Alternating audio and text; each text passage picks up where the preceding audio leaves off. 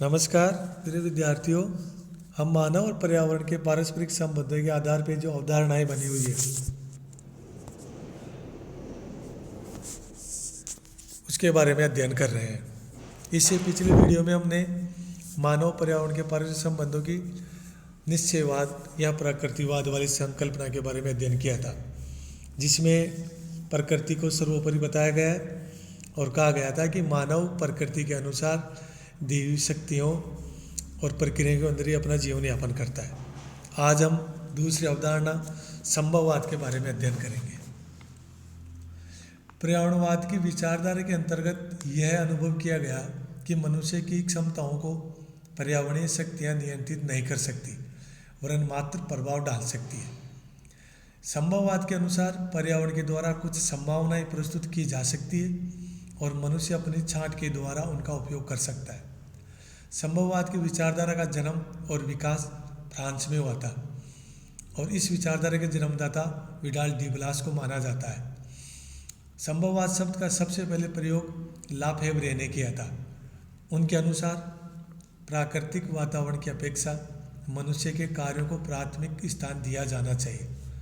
उन्होंने कहा कि मानव प्रकृति द्वारा प्रस्तुत की गई संभावनाओं का स्वामी होता है तथा उनके प्रयोग का निर्णायक होता है।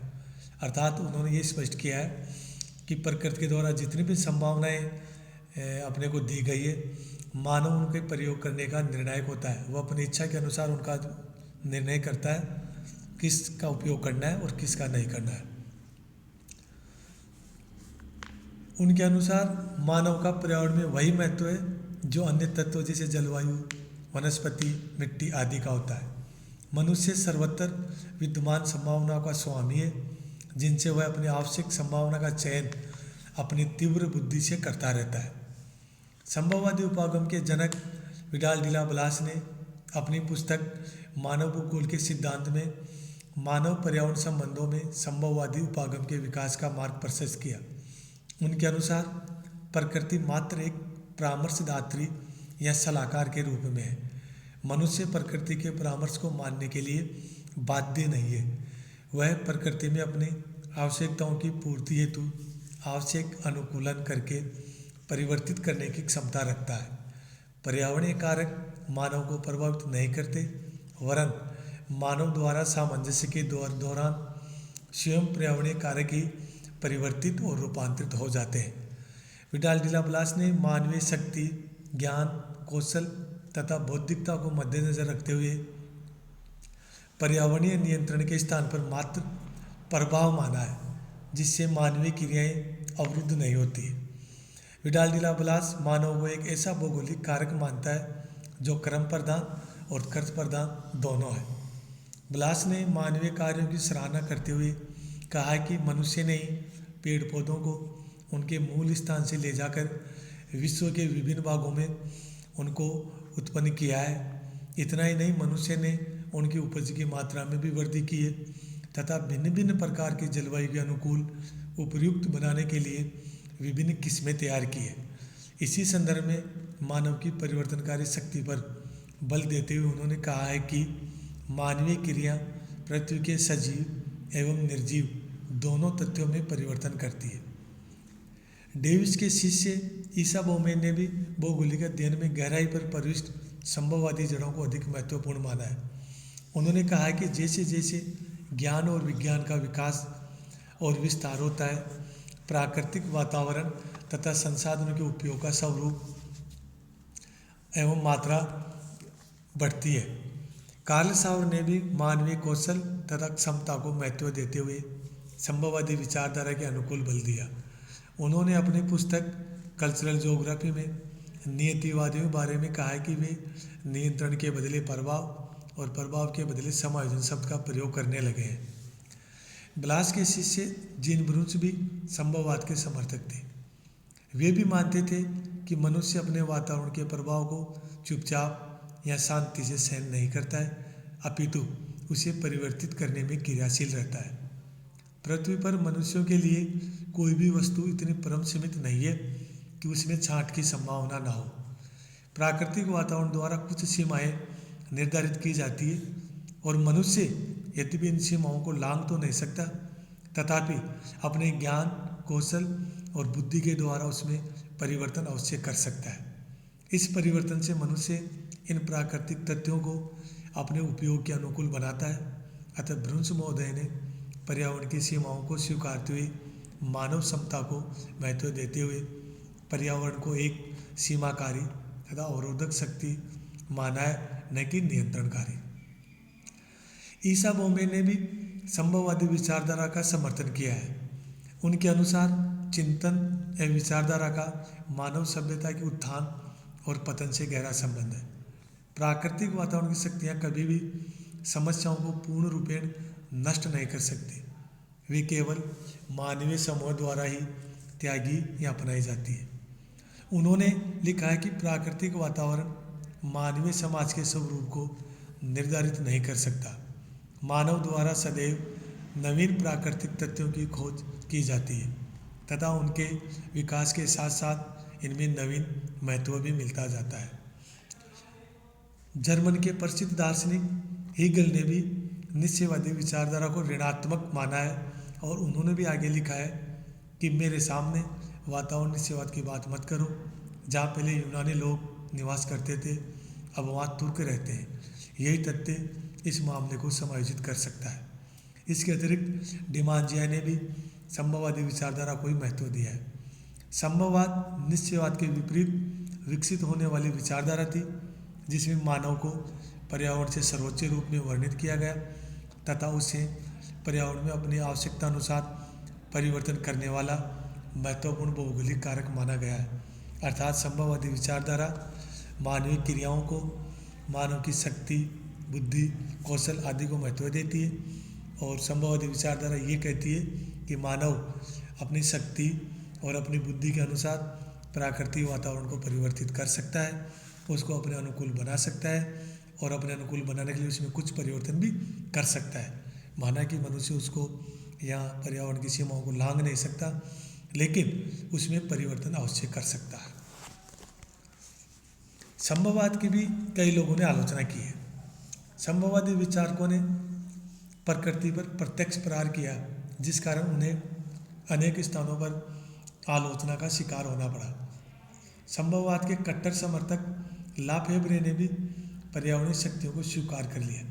वे लिखते हैं कि मनुष्य अपने पर्यावरण के प्रभावों से कभी भी पूर्ण रूप से स्वतंत्र नहीं रह सकता है। अर्थात मानव अपना जीवन यापन प्रकृति के साथ सामंजस्य बनाकर ही अपना जीवन पूर्ण कर सकता है। संभववादी प्राकृतिक शक्तियों को नगण्य समझने लगे थे, लेकिन कुमारी एलन सैम्पल का कथन इस संदर्भ में अपने आप सिद्ध होता है कि मनुष्य अपने विषय का कोलाहल करता है, जबकि प्रकृति अपना कार्य मौन रहकर करती है। लेकिन वर्तमान समय में प्रकृति भी मानवीय क्रियाओं को सहन करने की सीमा लांघ चुकी है। अतः ये प्रभाव बड़ी आवाज़ के साथ प्रकट हो रहे हैं, जैसे भूकंप, ज्वालामुखी, बाढ़, एवालांच आदि क्रियाओं के रूप में। विभिन्न संभववादी विचारकों ने इस कथन का पुरजोर समर्थन किया है कि मानव एक महान शक्ति है, जिससे वह प्रकृति पर विजय प्राप्त कर सकता है। इस संदर्भ में ही जीन ब्रूस ने कहा है कि क्योंकि मानव पृथ्वी पर निवास करता है और वह पृथ्वी पर ही निर्भर करता है, वह पृथ्वी के बिना अपना जीवन यापन नहीं कर सकता। इस प्रकार स्वयं संभववादी विचारकों ने भी ये स्वीकार कर लिया कि मानवीय क्रियाकलापों पर प्राकृतिक पर्यावरण का प्रभाव पड़ता है, जिसको मद्देनजर रखते हुए ही मानव विकास करता है। तीसरी विचारधारा है नव निश्चयवाद। मानव पर्यावरण संबंधों का नवीन दृष्टिकोण यह है कि मनुष्य को अपने निजी क्षेत्र में उपलब्ध संसाधनों पर आधारित रहना चाहिए और उनका दोहन उतना ही करना चाहिए जितना प्रकृति को पुनः लौटा सके, या वे संसाधन जैविक तंत्र से पुनः चक्र आरंभ कर सके। इसी विचारधारा को नव निश्चयवाद या आधुनिक निश्चयवाद कहा गया है। इस मध्यम मार्गी विचारधारा के प्रतिपादक ग्रिफिथ टेलर थे, जिन्होंने इसे रुको और जाओ नियतिवाद कहा है। ग्रिफिथ टेलर ने अपनी पुस्तक 20वीं शताब्दी के भूगोल में स्पष्ट इस तथ्य पर बल दिया है कि पर्यावरणीय नियंत्रण की अपेक्षा नहीं की जा सकती, लेकिन इसके द्वारा निर्धारित सीमाओं में भी नहीं बंधा जा सकता है। अर्थात वास्तव में न तो प्रकृति का ही मनुष्य पर पूर्ण नियंत्रण है और न ही मनुष्य प्रकृति का विजेता है। दोनों का एक दूसरे से क्रियात्मक संबंध है। मानव उन्नति के लिए यह आवश्यक है कि मनुष्य संबंधों का उचित विश्लेषण इसी मध्य मार्ग के द्वारा संभव है। नवनिश्चयवादी विचारधारा को मद्देनजर रखते हुए विश्व के अर्थशास्त्री ये मानते हैं कि जनसंख्या को देखते हुए संसाधनों के उपयोग पर अंकुश नहीं लगाया जा सकता। मानवीय विकास के लिए आर्थिक संभावना के बढ़ते क्रम को नहीं रोका जा सकता। मनुष्य को पुनः जंगली पशु की अवस्था में नहीं लाया जा सकता। इसलिए आर्थिक प्रगति आवश्यक है, परंतु हमें आवश्यकताओं की पूर्ति के लिए ऐसे संसाधनों का उपयोग अधिक करना चाहिए जिनका नवीनीकरण प्राकृतिक या मानवीय रूप से अधिकाधिक संभव हो। इसके लिए विकसित देशों में इस्पात व अन्य धातुओं को पुनः चक्रीकरण में लाया जाता है और जल का भी पुनः चक्रण आरंभ कर दिया गया है। पेट्रोलियम जनित रासायनिक पदार्थों का कम उपयोग करके या इनके स्थान पर ऊर्जा के अन्य स्रोतों का उपयोग कर वातावरण में सामंजस्य स्थापित किया जा सकता है। सौर ऊर्जा का उपयोग न केवल खाना बनाने में बल्कि मोटर कार व अन्य स्वचालित वाहनों को चलाने में भी किया जाने लगा है। इसी प्रकार कृषि कार्यों का अधिक क्षेत्रीय विकास न करके सघन कृषि अथवा महासागरों में उपस्थित वनस्पति व जीव जंतुओं से उत्पन्न भोजन मनुष्य के लिए उपलब्ध कराया जा सकता है। भूगोलवेताओं एवं अन्य पर्यावरणविदों की ये मान्यता है कि विश्व एक अंतरिक्ष यान की भांति है, जिसकी अर्थव्यवस्था भी अंतरिक्ष यान की सीमित सामग्री की तरह है। उसी सीमित भोजन के आधार पर अंतरिक्ष यान को चलाना पड़ता है। उसी प्रकार पृथ्वी पर भी संसाधन सीमित है तथा उनका नवीनीकरण भी समय लेता है। उपयोग करने के उपरांत संसाधनों से उत्पादित वस्तुएं प्रारंभिक तत्वों के रूप में परिवर्तित हो जाती है। इसके उपरांत उन्हें पुनः चक्र में लाने में अधिक समय लगता है। अतः यदि हमने संसाधनों का सीमित उपयोग नहीं किया तो मनुष्य प्रजाति उसी प्रकार विलुप्त हो जाएगी जिस प्रकार डायनासोर विलुप्त हो गए हैं।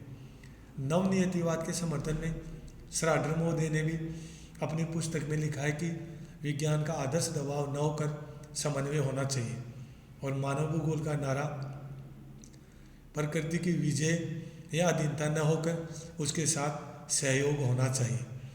मानव किसी देश के विकास की गति को तीव्र, मंद या अवरुद्ध करने में सक्षम है, लेकिन यदि वह विवेकशील है तो उसे प्राकृतिक वातावरण के निर्देशों से दूर रहकर ऐसा नहीं करना चाहिए। वह किसी बड़े शहर के यातायात नियंत्रण के समान है जो गति को परिवर्तित तो कर सकता है किंतु गति की दिशा को नहीं रोक सकता। इसे रुको और जाओ नियतिवाद के नाम से भी जाना जाता है। जी टेटम ने नवनिश्चयवाद को व्यावहारिक संभववाद की संज्ञा दी है। ब्रिटिश भूगोलवेता उलरिच भी इस संबंध में टेलर के विचारों का समर्थन करते हैं।